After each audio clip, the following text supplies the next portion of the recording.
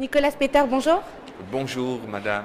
Nous sommes ici au French German Business Forum pour travailler sur la coopération franco-allemande.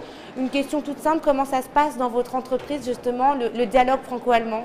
Bon, c'est un dialogue extrêmement important pour tous les groupes automobiles européens. Pourquoi? Parce que dans les défis qui sont à résoudre dans les années qui viennent, le CO2, les voitures électriques, l'infrastructure pour les véhicules électriques, le numérique dans les voitures, la conduite autonome, un approchement entre les positions françaises et allemandes est absolument primordial.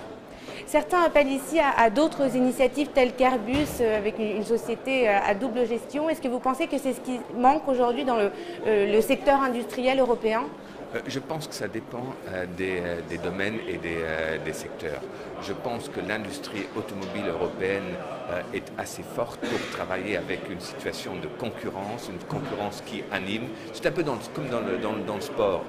Si vous avez 2-3 équipes à un niveau national extrêmement fort, ça améliore la qualité du jeu et je pense que c'est exactement ce qui se passe dans le secteur automobile avec des entreprises très très fortes allemandes et françaises, que ça augmente la compétitivité pour l'Europe. On parle ici aussi beaucoup de réformes sur le marché du travail en France et en Allemagne avec des besoins, il semble, différents. Quels sont, selon vous, les chantiers prioritaires? Alors, les chantiers prioritaires, je dirais, il y a une course au talent. Pour avoir du succès sur les marchés mondiaux, il faut pour chaque entreprise avoir les meilleurs talents possibles.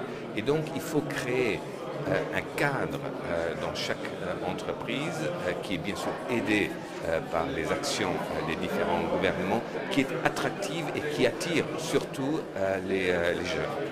Ça consisterait en quoi justement ce cadre attractif, très concrètement? Alors ça consiste surtout, je pense, à créer un environnement à la fois flexible.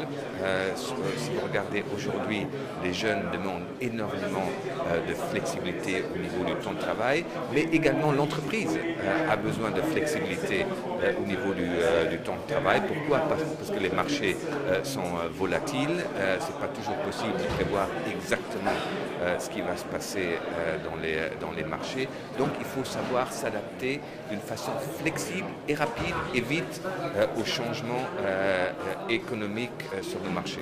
Vous avez parlé de la chasse aux talents justement. Est-ce que vous pensez que certains talents préfèrent s'expatrier aux États-Unis, en Asie, en Amérique latine, justement parce que les conditions de travail ils sont meilleures dans certains secteurs? Alors je pense pas que ce sont forcément les conditions de travail, mais surtout dans le domaine du numérique.